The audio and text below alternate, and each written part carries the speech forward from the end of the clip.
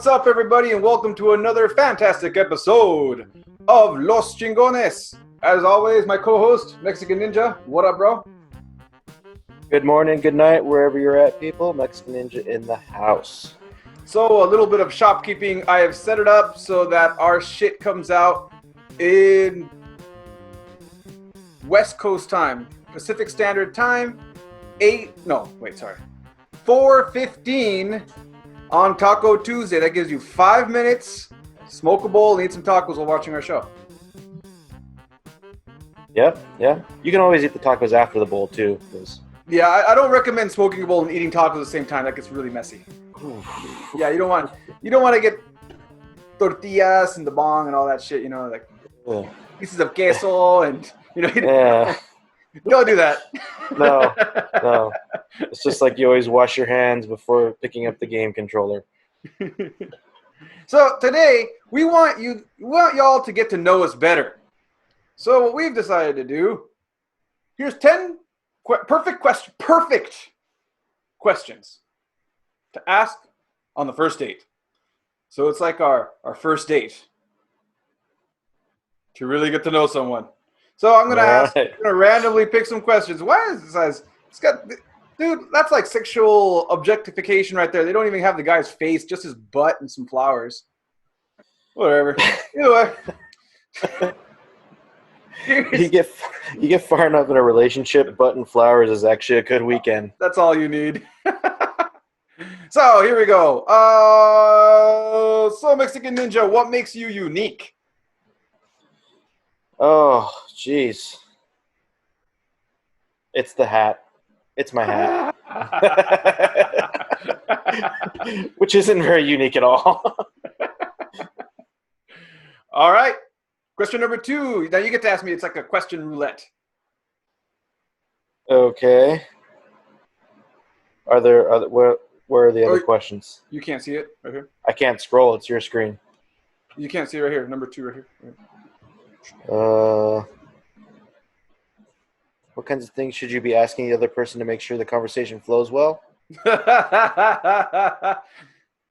right, so I guess I'm question roulette. Question number 2. All right. This one's for you, Jello. What are some random fun facts about you? Oh, okay. I've competed in an eating contest. I took second place, and I'm still disappointed about that. It was a sushi eating contest, and they just had like a bunch of girls with their legs open. No, just kidding. No wonder you lost count. I ate 62 pieces of sushi food, and I made it to the finals and got to the top 3, and the last 2 guys beat me, and I'm still kind of sore about that, but I figured, oh well, I'll let it go. That's the same night you went home with a stomach ache and a lawsuit? Yeah, pretty much. What's something you want to learn or wish you were better at? Languages. I definitely want to know multiple languages. I know you've been there, done that, Mr. Trilingual, but yeah. I actually want to learn how to speak Klingon. Wookiee's pretty good, too. That's another good one. Or Jawa. Otini! My pronunciation's off, but it's so good. Question number 4. All right. You're up. Let's see. This is a would you rather. Okay. Would you rather a Navy SEAL shot or a 4-foot ripper? 4-foot ripper, all the way. I can handle a 4-foot ripper. But I can't say it. Are you sure? But I will try to handle a 4-foot. Try to say that 3 times fast. I can handle a 4-foot ripper, or I might not be able to. I mean, I haven't smoked in 3 years, but I would dare try that before I'd go into Navy SEAL, because I know the 4-foot ripper. I can always take my time and let it in, let it out, let it in, let it out. I've done a 3 back in my heyday when I trained in the Weed Olympics. I did a 3-foot, I did a 3-foot extension with the tube, and that's how I did it. Like kind of like making your own smoke machine, like a dragon. That's how I handled that one. So I think I know the technique for a 4-foot, but a Navy SEAL, I don't know if I ever want to do a Navy SEAL ever again. Okay, next question. What's something that bugs you? Ooh. Karen. No. Oh. When my huevos itch. Yeah, that bugs anyone, man. Itchy huevos. Itchy huevos at the bank is the worst. Can't get to them. Can't get to them. Everyone's all nervous because they're at the bank, and now everyone's wearing masks, making you even more nervous. And like doing the one leg shaker. If you start reaching down there, like, hey, what are you reaching for? What are you reaching for? All right. This is you got one coming. What's the most embarrassing thing you can remember that's happened to you? I've had a lot, so I'm trying to pick the best one here. Give me a sec. The most embarrassing thing that's ever happened to me, it was more of a personal embarrassment. It wasn't in front of anybody. It was just me. But that one time, if you've kept up with the show, you heard Professor Higgins' story about me waking up naked, wet, in between my bathroom and my bedroom with mud butt. Is probably the most embarrassing thing that's ever happened to me. Oh, yeah. I've had a couple slickers in the middle of a long drive, and you're like, yeah. I think the most awkward part was just trying to think, like, there is shit in my butt. I hope there's no shit in my pants. And then realizing, where are my pants? And that's like, that was the killer for me. I was like, I don't have any pants, and I'm wet. At least your Puerto Rican butt cheeks were containing it. You gotta give yourself credit for that. Yeah, it was all in there. Okay, I think that wraps up our questions. All right, that wraps up our warm up. Time to get into the chingazo. Whoosh. What's up, and welcome to this weekly chingazo. Today, let's see. I'm here with our co-host, Mexican Ninja, once again. What up? And let's go straight into our top bits. This isn't really a bit, but I posted this up because I'm planning on telling my daughter that the first season of Friends was actually these guys. Our friends indeed. Oh man, but we never had a guy on the couch because we were always taking turns being the guy on the couch. Yeah, or the floor. Well, I want to say, yeah, we did take turns. Or the lawn chair. I had a few times being the guy on the couch. Yeah, David predominantly took over that spot though whenever he was around. And you boys had the benefit of living there, so the rest of us were fending for ourselves. Fend for yourself. All right, bit number 2. I got too drunk last night and shit posted on my main account. Oh, that was a mistake. I almost got fired. It's a good thing I'm self-employed. I was able to hire myself back again, but fuck, that was one hell of a conversation with HR. I can only imagine what a sexual harassment complaint looks like over there. Or is your boss the type to just cover it up and hope it goes away? Wait, you're married, so I bet he comes on to you every day. All right, this is kind of a bit meme. Me with my buddies trying to find out where is the clitoris. And if you're wondering which one's me, it's the big hairy brown one. You know how many times the Millennium Falcon had to fly down that trench just to score a direct hit? You know, I tried using the Force once, but I ended up sticking my photon torpedo up a ventilation shaft. And finally, my last bit. Lately, it seems like a lot of people are angry, specifically white folks. So, honestly, gringos hating on other gringos has become my new pastime. I just gotta sit there and watch and go, fuck, what are they gonna say to each other now? It's not like they invented a new sport, though. It reminds me of the brown-on-brown hate between Mexicans and South Americans. You know? Don't ever confuse a guy from Tijuana for an Argentinian. No, and don't ever confuse a Puerto Rican for a Mexican. They don't like that. Yeah. Or vice versa. You don't do that shit. But then, like, I gotta give them some slack, okay? Because like my wife has made the same mistake with Japanese and Chinese. Well, she's Japanese, and she's mistaken Chinese folk for Japanese folk, and I'm like, you do it too. I'd love to see a SoCal white boy get bent because someone mistook him for a Missouri good old boy. Oh, it's funny. Out here in Japan, I'll bump into white folk all the time, and they'll try to say, I'm from California, but they have like the pasty white. And I'm like, no, you're not. That's Wyoming, bitch.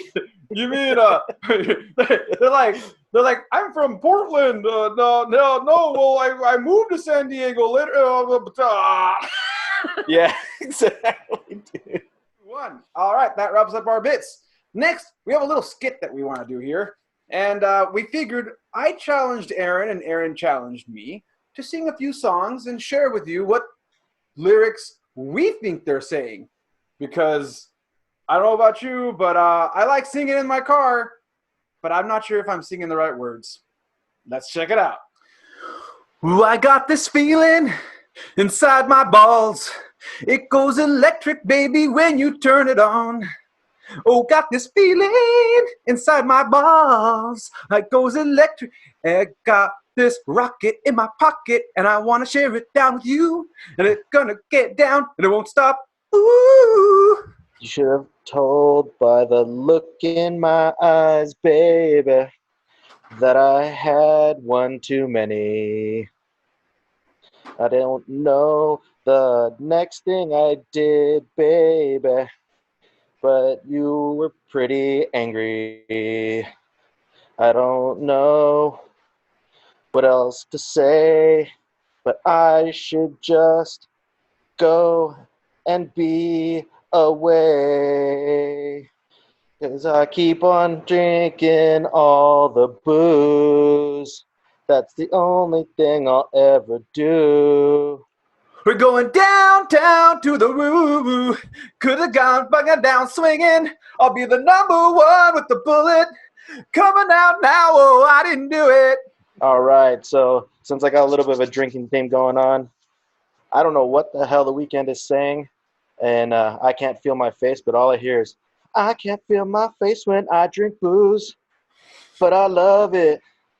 Yeah, I love it. Oh, I can't feel my face when I drink booze, but I love it. All right, and now it's time for our top memes. Whoosh. This one's brought to you by Dank ADHD Memes. Check out their page. Wow, it's a perfect full moon for a werewolf to come out. And the werewolf comes out and says, I'm gay. After the whole Twilight Saga trend, we should have seen this coming. I gotta hand it to those guys though, running around with their shirts off. All right, for this top headline coming out of BBC News, men hired for sexual fantasy break into the wrong house. In a sex fantasy gone wrong, 2 men with machetes entered the wrong house in New South Wales, Australia, before realizing their error. One of them has now been acquitted for entering a home armed with a weapon.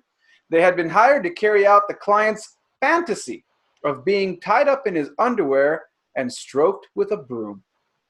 What? This is exactly why the guys from the Dancing Bear videos need to take the furry head off before they enter the house, so they can see where they're going. Yeah, they went into the wrong house, man. That is a bad surprise for that dude. Yeah, and it's also very ironic that the BBC is reporting this. I think the BBC was there before the news broke. Maybe someone at the BBC had some fantasy, fulfilled fantasy. Don't ever Google BBC fantasy. No.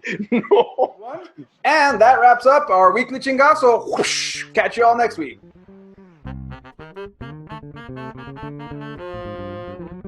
All right, for today's story time. This goes back to a time when we were doing like a pub, not a pub crawl. We were going up north. Me and El Gringo Chad were going to breweries up north, and we'd park in a town and then walk around to the breweries in the area and stay at a hotel. And then I would fancy man trip. Yeah, and then I'd physically harass him after that. Like I'd like to get him a few beers in him first, and then I'd get him real good. So like one time, we went to the brewery, we had our drinks, and we always brought back some more beers back to the hotel. So we're back at the hotel, and he says, "Hey, I gotta go to the bathroom. I'll be right back." The notorious El Gringo Chad move, like where he disappears and passes out somewhere. So I was pissed. And I go to the bathroom, like, "You better not be passed out in there, bro. You better not be passed out." And he's like, "Hey, leave me alone, man." So, like, the people next door probably thought this was like an LGBTQ sexual dispute, like a domestic dispute. Let me in. No. Let me in. No. It's Bro Mountain. Finally, I open the door and I walk in. And I wanted to try out something new. So, like, as you know, I teach martial arts. And one of the most ineffective strikes is the knife hand strike. If you go to karate teachers, they'll be like, "You do a knife hand strike. If you do it just right, and you put your fingers, and you train them in sand, then metal beads, your hands will become lethal weapons, and you can reach in and tear out their heart like Kano from Mortal Kombat." So I'm like, this shit ain't gonna fucking work. So, as a joke, I knife handed him in the stomach. And he's like, "Bleh." That's awesome, dude. Yeah. For anybody wondering, the knife hand strike does work against an intoxicated opponent. Yes. Oh. Well, I guess he wasn't really an opponent. He was more of a victim, but either way. The real lesson here is that martial arts and partying don't often mix well. I got bit at a party for trying to teach someone a hand drill. It was the most benign thing ever. It was like, 1, 2, 3. Wait, 1, 2, 3. 1, 2. Ah! You're on my arm. I remember that. We had to pull her off you. We were like, "Okay, let go. Let go." I did nothing. What'd you do, man? She had her grips in too. Oh, dude, it scared the hell out of me.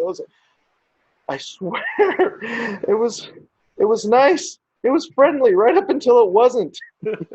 Yeah. So, lesson learned: don't be teaching martial arts while drinking. Never ends well. No.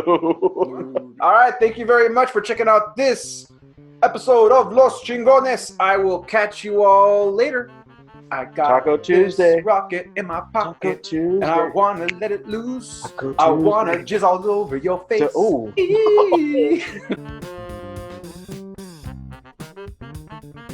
And now it's time for our top memes. Whoosh. To get out the car. Get out of the car. Get out of the car, man. Get out of the car. Oh. There we go. Just keep it out of my tacos, man. No mayo. No ranch. No crema. I don't want no crema on the tacos. No, I don't care if it's fresco. Keep it where it's at. You keep your queso fresco to yourself. Queso fundido.